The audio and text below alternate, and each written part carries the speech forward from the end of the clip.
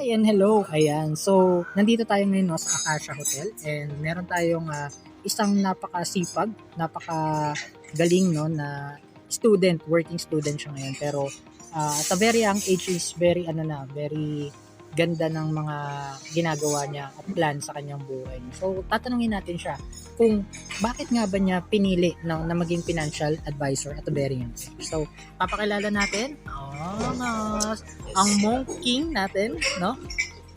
Si Sir Melfor. And kung napapanood niyo siya sa mga vlog niya, follow niyo rin siya guys dito sa kanyang account. Ayan.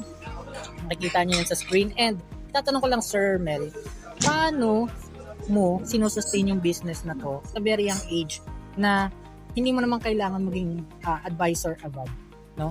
At bakit ito rin yung pili mong industry na pasok? So, good question. Thank you. Una, hindi ako pinasok ng pagiging financial advisor.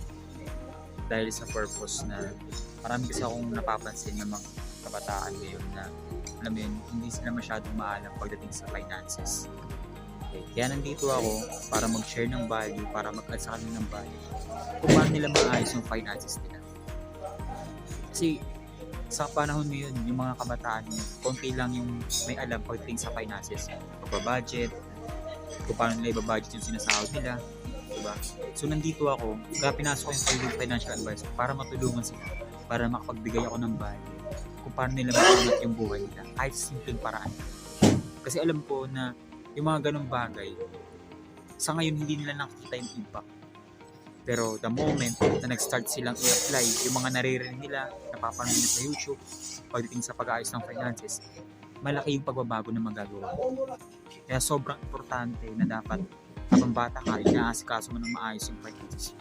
Kasi isipin mo to paano ibibigay sa iyo ni God yung 1 million? Kung sa sinusweldo mo na maliit, hindi mo siya mapalaga ng maayos. Hindi mo siya mamanage. So, huwag ka mag-expect na bibigyan ka niya ng malaking income kung sa maliit na bagay, hindi mo mamanage. So, yun yung pinaka-lesson na natutunan. Kaya, I encourage ng mga kabataan, okay lang kung magastos kayo. Okay lang. Kasi bandang huli naman marirealize nyo yung mga sinasabi na. Pero, hanggat maaga, ayusin yung finances. Kasi, yan din yung magsiset sa inyo in the future. Ayoko dumating yung time na nag-age kayo ng 30, 40, wala kayong natabi, wala kayong lahat ng pinagtrabuhan nyo, wala na. So yun lang, mag-ipon kayo, ayusin nyo yung buhay nyo, at the same time, matuto kayo pala. Yun lang, lagi natin ganyan. Wow. Thank you for the very helpful tips, no, Sir Mel. Ayan, so, ayan guys, no, napakinggan natin. So, at a very young age, no, very powerful na yung kanyang mindset. So, guys, ang tabayanan lang natin. Meron pa tayong mga interview na iba pa. Ayan. So, yan lang muna, no. I hope natuto kayo. So, bye-bye.